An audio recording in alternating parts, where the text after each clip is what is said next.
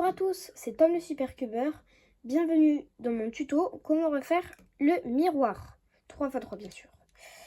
Donc déjà on va commencer par la présentation de ce cube. C'est un cube simple quand on connaît l'utilisation du 3x3. Mais généralement quand on se lance dans des cubes comme ça, on sait déjà refaire le 3x3. Si c'est pas le cas, je mets le lien du tuto comment refaire un 3x3 partie 1 en description. Donc sinon c'est parti. Donc on va déjà le mélanger. Hop. Donc pour la première étape déjà ce sera de faire comme au 3x3 la croix blanche. Donc d'abord il faut qu'on se réfère à un centre.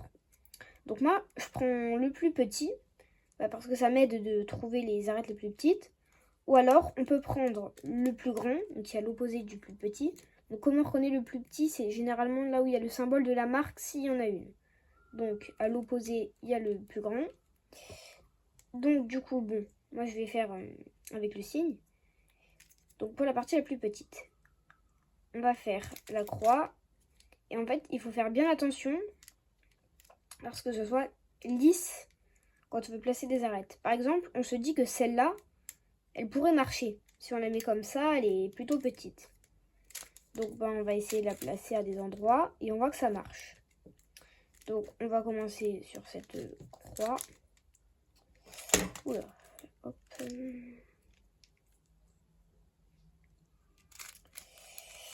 Voilà. Donc, une fois qu'on a la croix, alors bien sûr, pour ceux qui décomposent ça en 2 étapes, il faut la placer. Pour ça, on va regarder les centres ici. On va voir si ça correspond. Si on voit qu'il y en a plusieurs inversés, voilà. On fait les algorithmes de base. Donc ensuite, on va placer les coins. Donc là, ici, je vois que j'ai déjà un coin, donc j'ai de la chance. Et on va essayer de trouver des coins plutôt plats. Donc on trouve par exemple celui-là. Il paraît plat. Donc je vais me mettre à n'importe quel endroit. On fait l'algorithme et jusqu'à ce qu'on voit que ça se place. Bon là j'ai énormément de chance parce que ça s'est très très bien placé au bon endroit. Là on va prendre celui-là. Là je vois que c'est à la bonne hauteur mais pas au bon endroit là. Donc on va le placer. Et enfin le dernier. Donc voilà. Donc déjà là on a la face plus la première couronne avec le centre qui correspond. Donc on a toutes les arêtes de bien alignées avec leurs coins, c'est tout lisse. Donc ensuite on va chercher les arêtes pour faire la deuxième couronne. Donc là on va prendre une arête, celle-là, parce qu'elle est devant nous. On va chercher un endroit où tout serait lisse. Là j'ai fait les 4 et il n'y en a pas, donc on prend celle-là. 1, 2, 3. Ah, là ici je vois que ça correspond. Ici c'est bien lisse. Donc on va essayer de tourner de ce côté. On sait qu'elle va pas aller de ce côté puisque ici c'est trop grand. Donc on va essayer de l'autre côté. Et là en effet c'est bien lisse. Ça veut dire qu'elle va de ce côté. Donc on fait l'algorithme. Ensuite on va prendre celle-là. 2, 3, 4, il n'y a pas. On va prendre celle-là. Et là on voit que ça se place. Donc là on en a déjà une de bien placée. Donc on va tenter sur le côté. Hop, ça marche.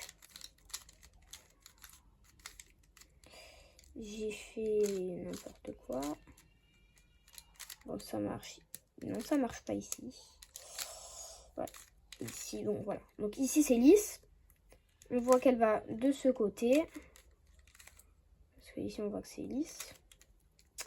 Donc, on fait tout simplement l'algorithme. Là, encore une lisse. Et je vois qu'elle correspond.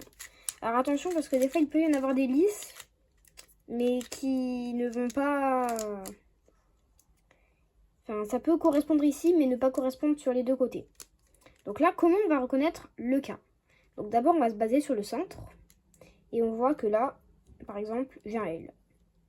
Parce que les deux arêtes qui correspondent, ça forme un L à l'envers. Donc bien sûr, on fait l'algorithme. Et là, on tombe sur un cas. On reconnaît ce cas. mais il y a deux possibilités.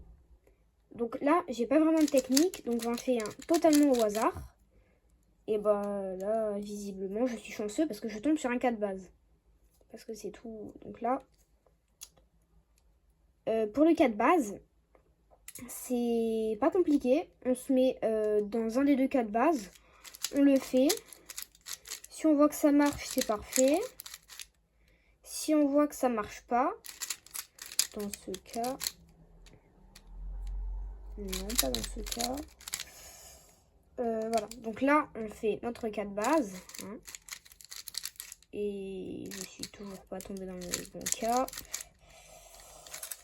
C'est très très compliqué de tomber dans le bon cas. Voilà. Donc là, cas de base. Je fais l'algorithme. Je me rate. Je retombe sur un cas. Voilà, j'ai pas de chance visiblement. Donc je fais un petit peu au hasard. Jusqu'à tomber sur un cas de base. Donc on va y arriver. On fait le cas de base. Bon, je vois que ça correspond. Mais si ça ne correspond pas, que par exemple je le fais, imaginons ici on a un cas de base, je le fais. Donc là, ah si normalement comme ça devrait marcher. Oui, donc voilà. Si vous ratez, si vous faites votre algorithme du cas de base et que c'est pas celui-là, en fait vous allez vous remettre dans le même, toujours un cas de base, et en fait ça va automatiquement vous le refaire puisque les arêtes seront inversées.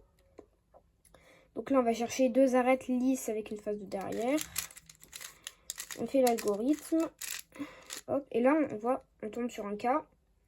Donc là on va voir que si celle-là je la déplace de ce côté, ça correspond. De ce côté ça correspond pas, malheureusement, un tout petit creux. Donc on sait que celle-là va aller ici. Donc je fais mon algorithme et le Rubik's Cube est refait. À bientôt pour une nouvelle vidéo.